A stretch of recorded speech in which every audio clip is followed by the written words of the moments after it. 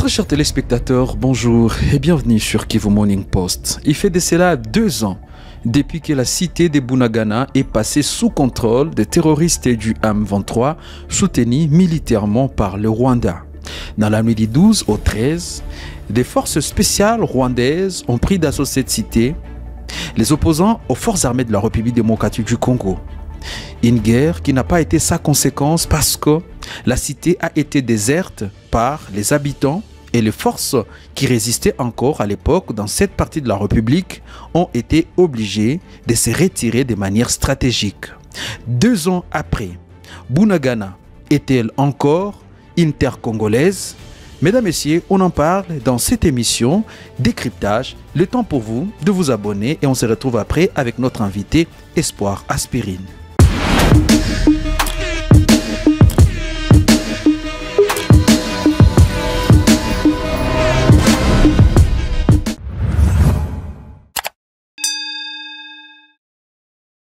Comme annoncé, Monsieur Espoir Aspirine, bonjour.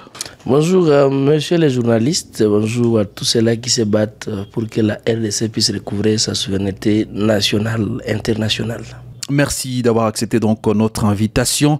Nous commençons par cette question. 2 ans après, Bunagana est-elle encore intercongolaise? Exactement, Bunagana nous appartient et Bunagana appartiendra à la RDC jusqu'au retour de Jésus-Christ. Au-delà de l'occupation étrangère dont Bunagana fait face, mais nous croyons qu'avec cette résistance et qu'avec la détermination populaire, la détermination de notre armée, de nos jeunes d'autodéfense Wazalendo, nous allons récupérer Bunagana. Nous avons eu les gouvernements qu'on présentait comme étant le gouvernement de Warrior avec Samalou Kondé. La question sécuritaire au niveau de la province du Nord Kivu avait été débattue dans plusieurs réunions. Des alternatives liées au retour de la paix et de la stabilité dans la région, dans la zone de Bunagana n'ont pas abouti. Est-ce qu'aujourd'hui on peut se dire que Bunagana c'est une terre qui a été sacrifiée?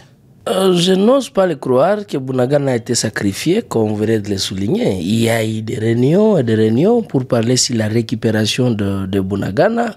Il y a eu des assises et des assises, des opérations en opération. Ce qui est sûr, nous n'avions pas encore récupéré Bunagana. J'ai dit nous, comme la population, puisque nous devons bien comprendre que cette guerre, c'est pas une guerre de Félix Tshisekedi, c'est pas une guerre de l'armée seule, c'est une guerre de la population congolaise dont certaines personnes veulent occuper nos territoires par force. Ils veulent y installer une autre population. C'est pourquoi j'utilise le terme nous. Alors, j'ai dit que Bunagana n'a pas été sacrifié puisque quand les gens parviennent à se mettre ensemble pour réfléchir sur comment récupérer ce que l'ennemi nous a pris, cela veut dire qu'ils n'ont pas sacrifié, qu'ils n'ont pas oublié, qu'ils n'ont pas laissé. Plutôt, moi je pense que ce nouveau gouvernement, normalement, il devrait mettre au centre de les réflexions sur la récupération de toutes les zones occupées aujourd'hui par l'ennemi. C'est pas Bunagana seul, c'est aussi quelques parties aussi dans les Rutshuru, c'est aussi quelques parties aussi dans le Massissi qu'il faut récupérer. Moi, je pense que c'est l'urgence. Et quand on avait discuté avec certaines personnes, notamment bien placées, que ce soit dans l'armée, que ce soit dans la police, dans la politique, Bunagana n'est pas oublié et toutes ces zones-là ne sont pas oubliées. Ils seront récupérés. Qu'est-ce qui expliquerait, parce que vous êtes activiste quand même pro-démocratie, vous êtes beaucoup plus reconnu dans le mouvement citoyen lutte pour le changement RDC Afrique, bien sûr. Alors, qu'est-ce qui bloquerait aujourd'hui ce manque de succès en ce qui concerne toutes les opérations lancées pour la récupération de cette entité? En fait, pour moi... Là, c'est sur base de vos analyses, bien sûr. Exactement. Pour moi, c'est tellement difficile de dire qu'est-ce qui bloque. Et d'ailleurs, je dirais que rien ne bloque, dans le sens où nous sommes sans ignorer comment est-ce que l'AFDEL avait marché sur la RDC dans moins d'une année. Nous sommes tous sans ignorer comment est-ce que ces petits Rwandais avec RCD, ils avaient récupéré la majeure partie du Kivu, d'ailleurs les grands Kivu en général, dans moins de quelques 6 mois à 7 mois, voyez-vous. Nous sommes tous sans ignorer comment est-ce que avec Monsieur Mangachouchou avec son CNDP, ils avaient récupéré une partie du site Kivu avec Monsieur Mouteboussi.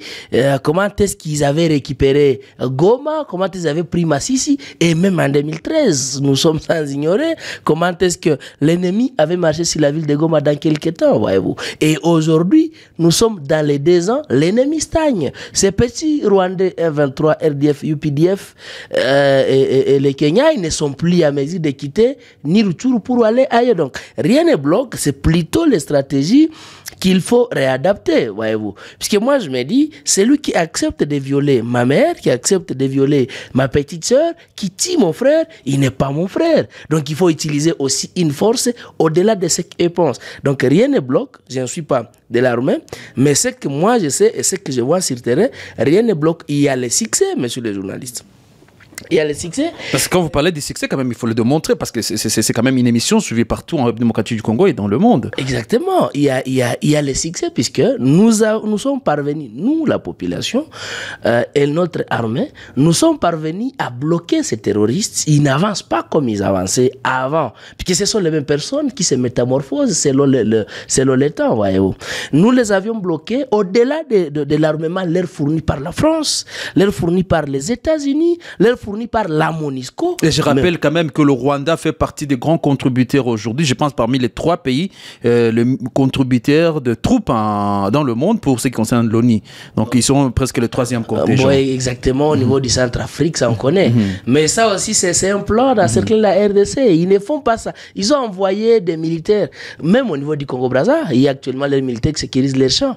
Ils sont là, c'est pas pour l'intérêt de l'humanité, puisque on ne croit pas comme un génocidaire peut donner un plus pour l'intérêt de l'humanité. Nous sommes tous à ignorer comment est-ce que les Rwandais, lorsqu'ils s'étaient entretués, nous savons quelle a été la part de M. Kagame, c'est sanguinaire, voyez-vous. Et puis moi, je ne vois pas comment quelqu'un qui a fait couler le sang de plus de 800 000 personnes peut aujourd'hui se targuer la poitrine qu'il contribue pour la paix au monde. Et là, je pense que ces propos vous engagent. Ça n'engage que moi et j'assume mes propos. Mais tous, nous savons quand même. Oui, je sais qu'il y a les gens qui ont peur de dire la vérité, de crainte d'être tués. On sait que si la vie est juteuse, mais il faut prendre ces risques de dire la vérité en face. Voyez-vous. Et moi, je pense que le monde actuellement, nous devrions réfléchir, repenser l'humanité. Parce que moi, je ne crois pas, moi personnellement, comme Espoir Aspirine, je ne vois pas comment quelqu'un qui a massacré ses frères rwandais, qui continue toujours de massacrer les citoyens congolais inutilement, qui continue à occuper illégalement. Bon, je ne sais pas si M. Kagame et sa bande, ils ignorent le principe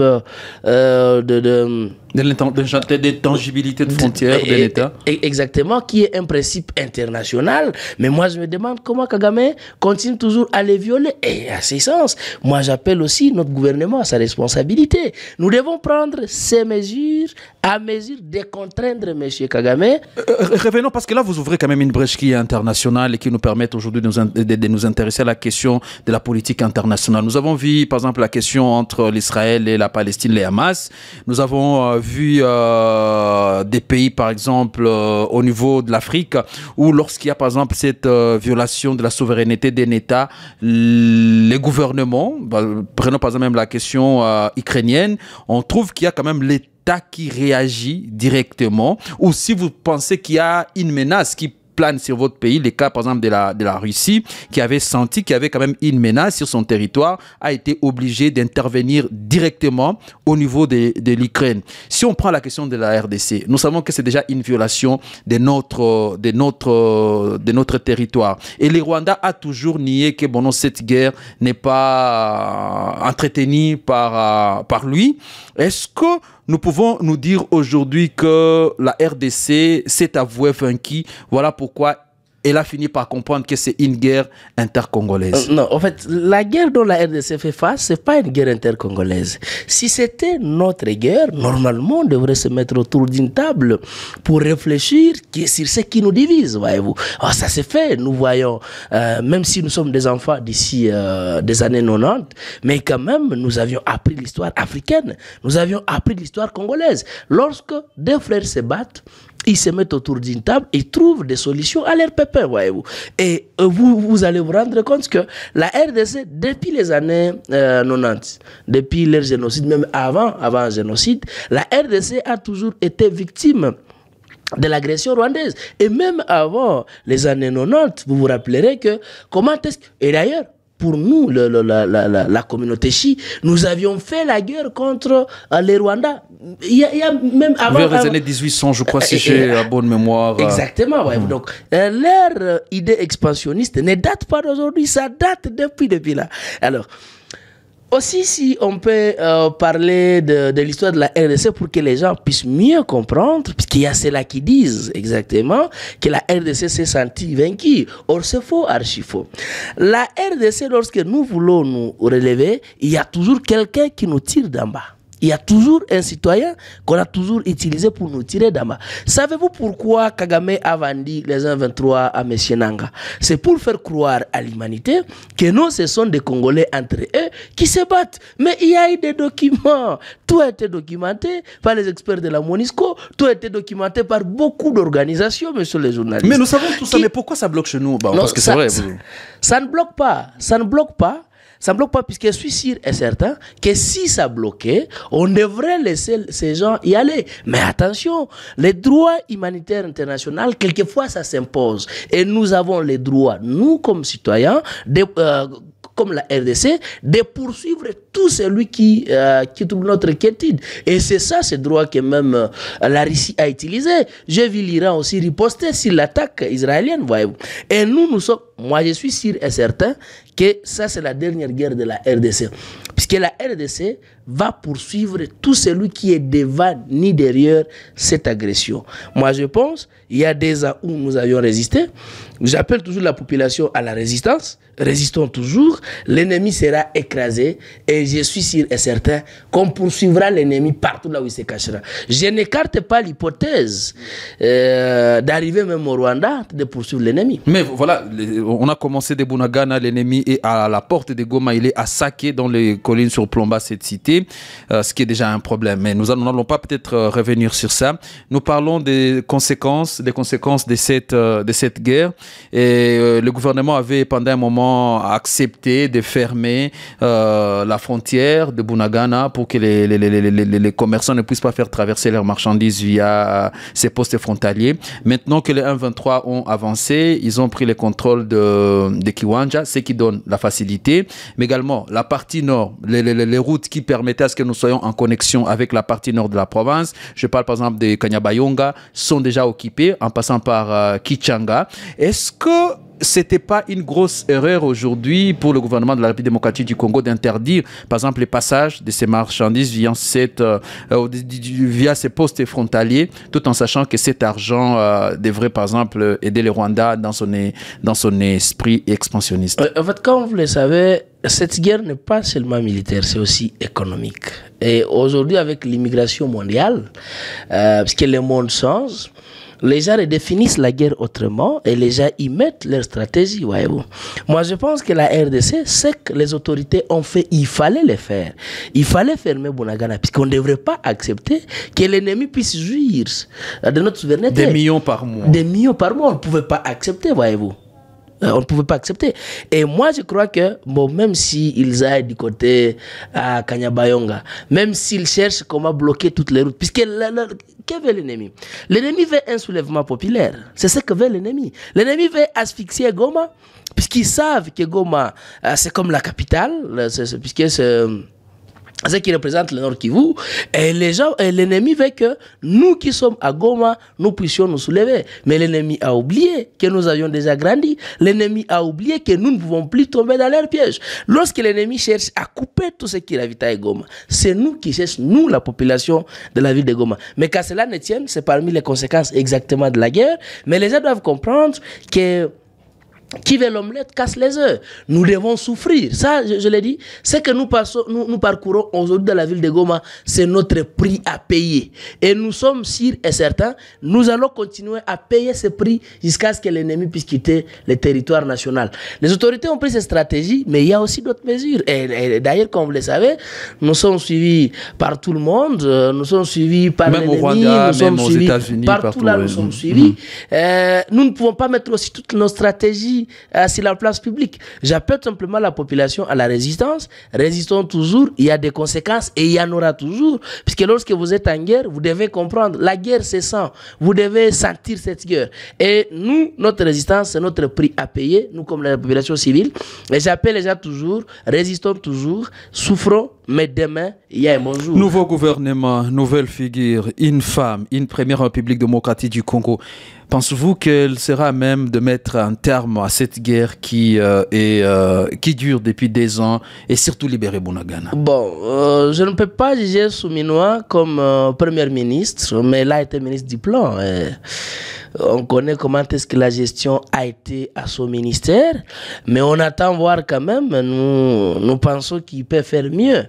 En fait, l'essentiel, c'est pas puisqu'elle est femme, l'essentiel, c'est ce qu'elle peut faire pour la République. Donc, accordons la chance à la dame Souminois, attendons voir ce qu'elle va faire, mais nous devons être vigilants, nous, la population. Et peut-être une demande à lui adresser par rapport à la crise actuelle. Exactement, mais pour nous, comme je l'ai dit en amont, l'essentiel, c'est que la sécurité et la défense devraient préoccuper les autorités. Tu sais, en RDC, il y a certains secteurs qu'il faut relancer, et en relançant ces secteurs, il y a d'autres qui vont de soi-même, voyez-vous. Lorsque vous sécurisez, comme nous d'abord, Nord Kivu, aussi les Grands Kivu en général. Lorsque vous nous sécurisez, vous nous donnez la sécurité et la paix. Mais moi, je peux vaquer librement mes occupations, je peux aller dans nos champs, cultiver, et je peux nourrir toute une république. Et vous pouvez même protéger l'environnement. Exactement. Tu vois, donc, pour nous, dans les Grands Kivu, nous ne voulons que la paix et la sécurité, y compris aussi les routes des desserts agricoles. Et si on relance cela, c'est fini. Moi, je crois que la dame, si normalement la dame a des bons conseillers, si nos ministres réfléchissent comme nous, puisque je me suis rendu compte aussi sur un point, nous, les citoyens lambda, nous aimons plus les pays que ceux-là qui nous dirigent. Mesdames, Messieurs, vous l'avez suivi, c'était une longue émission, mais ça valait la peine d'y revenir parce que l'actualité quand même en République démocratique du Congo l'exige. Judith Souminois donc a déclaré lors de la cérémonie de remise et reprise, parce que c'est arrivé à un jour avant, bien sûr, avant un jour de cette triste commémoration de l'anniversaire de Bunagana. Comme je l'ai dit et réaffirmé, nous prendrons nos responsabilités pour mettre fin à cette guerre qui dure depuis 30 ans, mais les problèmes sécuritaires ne se limitent pas non seulement dans l'est du pays. Donc c'est sur ce message d'espérance, mesdames, messieurs, qu'on va clôturer avec cette émission. Espoir Aspirine, militant de la lucha. Merci d'avoir accepté de répondre à nos questions. Merci pour l'invitation, monsieur le journaliste. Fin de ce numéro, on se retrouve très prochainement.